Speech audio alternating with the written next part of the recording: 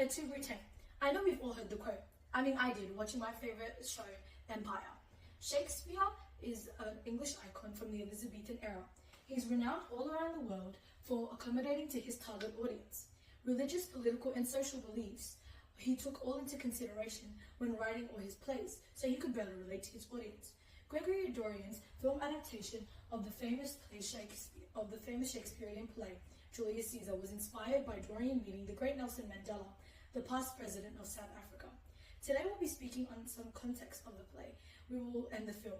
We will also discuss the three main themes of the play: manipulation, gender inequality, and tyranny, and how they affect both the play and the film. Now let's get started. During the 16th century, under the reign of Queen Elizabeth I, Julius Caesar was written.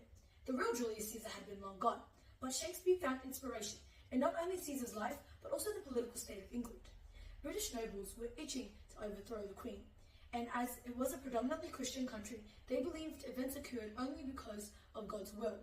They had many superstitions, like the Great Chain of Being, where God was elected one ruler of England, and disrupting his order would bring divine punishment. They thought that the world had delegated balance with virtue and evil coexisting. Now fast forward to the African version of Julius Caesar. Dorian created in honor of Nelson Mandela's favorite play during his time in prison.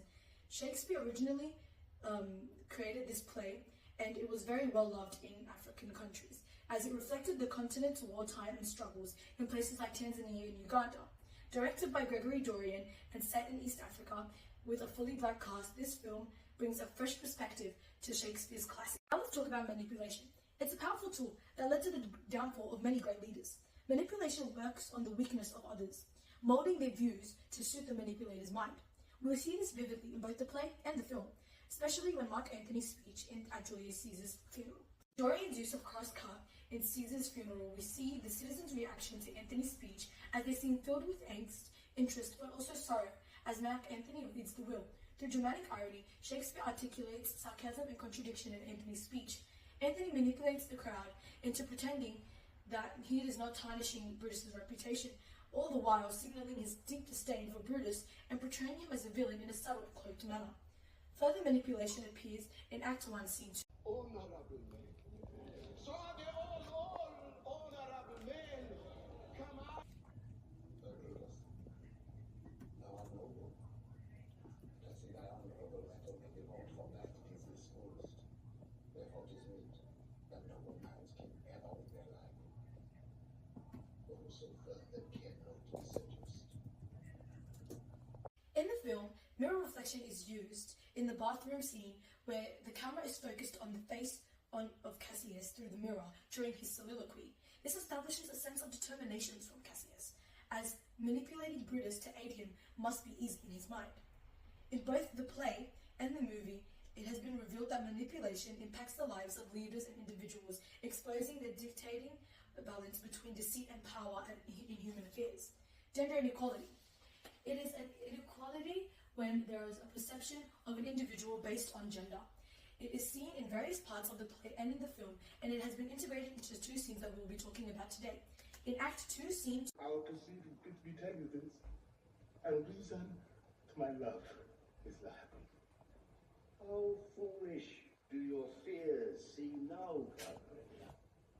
I am ashamed I did yield to them. Give me my room, for I will go.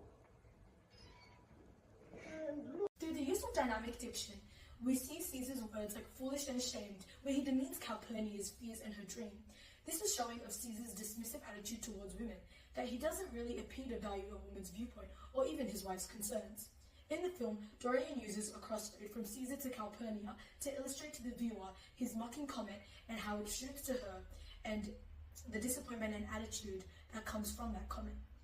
Another time gender equality is displayed is in Act 2, Scene 1. Ladies, I tell you, my lovers who made a duty, by all your vows of love, and that great vow which did incorporate and make us one, that you will unfold to me, yourself, your half. Why, you are heavy. And would men tonight have had resort to you, for here have been some 6 or 7 who did hide their faces even from darkness. Kneel not. Utilizing pathos, Shakespeare shows portions acts of winning herself as dramatic appeal to Brutus so that he may feel pity for Portia. She showcases to him her physical and emotional strength. She wants him to know that she can bear his secrets too. In the film, Dorian ensures that Portia employs body language to convey her submission to Brutus by her kneeling and showing him how desperate she is and begging for her to know what is happening in her husband's life after mysteriously cloaked men unexpectedly visited her home in the middle of the night. Lastly, we will be exploring the theme of tyranny. Tyranny is a possessive and unjust wanting ruler. Oh wait, doesn't that sound a little familiar? Yeah, it's literally every single character in Julius Caesar. Like Anthony, Brutus, Cassius, all of them are all power hungry, and when it came to them being in power, they would all get high off it, and they would all turn into tyrants.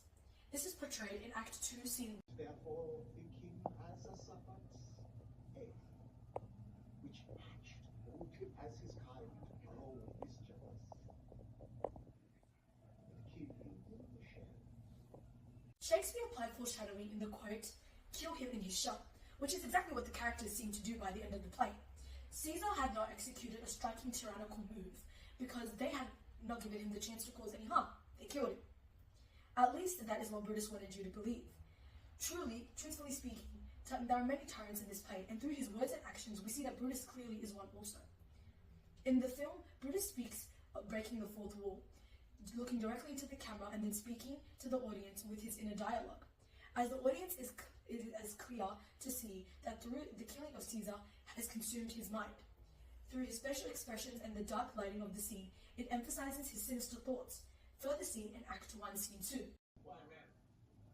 We have been striking AOL like a colossus, and we petty men walk under his huge legs and give up our.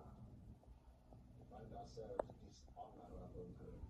Shakespeare uses political allegory when referring to Caesar as Colossus, likening him to a giant who overshadows and threatens people's freedom of ordinary men. This reflects the fear of tyrannical rule that the characters all seem to have, as they compare Caesar to Colossus, who is a Greek mythology monster and tyrant. In the film, salience is used, as the focus is predominantly on Cassius in this scene, as he mimics the actions of the giant to explain the correlation between Colossus and Caesar to Brutus.